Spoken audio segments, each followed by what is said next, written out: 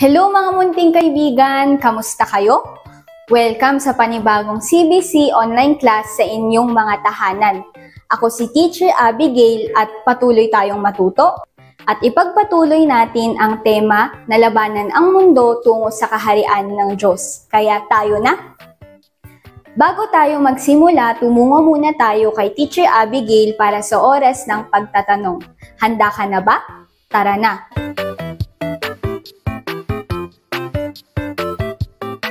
Ano ang dapat nating gawin para maabot ang Diyos? Sa pamamagitan ba ng pag-akyat sa hagdan? Siyempre hindi natin magagawa iyon. Sino ang nakapagsabi ng maliit na kasinungalingan at inisip na hindi ito magiging problema dahil hindi naman malaking kasinungalingan ang kanilang nagawa? Nangyari na ba ito sa inyo? Sino ang nakakaalala sa natutunan natin tungkol kay Jesus bilang ang daan?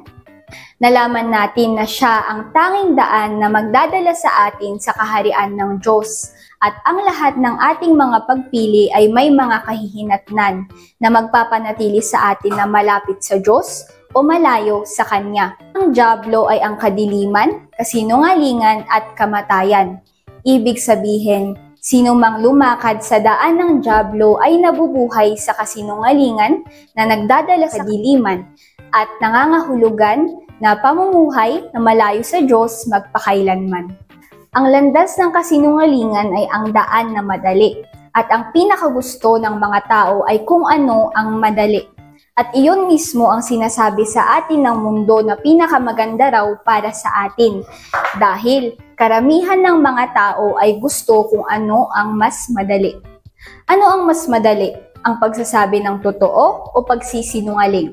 Ang pagsisinungaling ay tila mas madali dahil kung ang ibang tao ay maniwala agad sa'yo, hindi nahahaba pa ang usapan. At ang pagsasabi naman ng totoo ay kinakailangan mo pang ipaliwanag ang iyong sarili at maaari ka pang mawalan ng kaibigan at wala nang maniniwala sa iyo. Ito ang daan na ipinapakita ng dyablo upang mas mabilis at madali kayong magkasundo tulad ng ginawa niya kay Eva na kinukumbinsi siya na kung susuwayin niya ang Diyos, magiging mabuti ang lahat sa Kanya at hindi na niya kailangang mag-alala dahil lahat ng bagay na madali na ipinapakita ng dyablo ay puro kasinungalingan. Kaya nga dapat tayong maging alerto sa lahat ng pagkakataon sa mga pandarayan ng dyablo. Tulad ng ginawa niya kay Eva na kinukumbinsi siya na kung susuwayin niya ang Diyos, magiging mabuti ang lahat sa Kanya at hindi na niya kailangang mag-alala dahil lahat ng bagay na madali na ipinapakita ng dyablo ay puro kasinungalingan. Kaya nga dapat tayong maging alerto sa lahat ng pagkakataon sa mga pandarayan ng dyablo. Dahil walang maliit na kasinungalingan, malaki na kasinungalingan o kalahating kasinungalingan. Lahat ay mali at sa huli, tayo ay mapupunta sa kapahamakan. Sino ang nakakaalala kina Biel at Dino? Ano ang natutunan natin sa kanila? Tama! Si Biel ay nalungkot dahil natalo siya sa paligsahan sa pagguhit at sa kanya na lang nalaman na ang tanging karapat-dapat na papurihan at sambahin ay ang ating Diyos. At ito ay isa pang pandarayan ng dyablo na ipinapaisip sa mga bata na normal lang na mahalin ang mga tao at mga bagay nang higit pa sa Diyos. Kaya naman, hindi natin dapat kalimutan ang nakasulat sa salita ng Diyos. Tandaan natin ang nakasulat sa verse na ito. Nakasulat sa Juan chapter 8, verse 32. Alaman ninyo ang katotohanan. At ang katotohanan ang magpapalaya sa inyo. At nangangahulugan ito na kung gusto natin lumakad kasama ni Jesus na siyang daan, katotohanan at buhay. Dapat tayong maging totoo sa lahat ng oras, hindi lamang sa ating sinasabi, kundi pati na rin sa ating pag-uugali. Walang ibang paraan para mapunta sa daan ng katotohanan at kasinungalingan sa parehong oras, kaya kailangan mong gumawa ng isang pagpipilian. Kaya't kung inaamin mo na ikaw ay nasa gitna o kung minsan ikaw ay nagsisinungaling, manalangin tayo upang mabago ang sitwasyong ito. At kung nasa daan ka na ng katotohanan, humingi tayong ng lakas sa ating Diyos upang magpatuloy sa pananampalatayang ito. Oras na para kausapin siya, ipikit mo ang iyong mga mata, ilagay ang iyong kamay sa iyong puso at manalangin tayo. Sa pangalan ni Jesus, aking Diyos, nagpapasalamat po ako sa mensahe na ibinigay mo sa amin ngayon.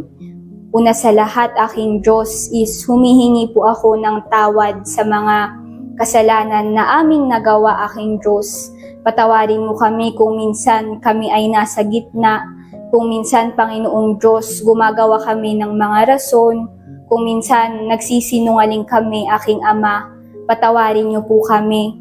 Aking Diyos, ganun din, tulungan mo kami na maging totoo sa lahat ng mga pagkakataon at tulungan mo rin kami na manatili sa pananampalatayang ito hanggang sa huli, aking Diyos.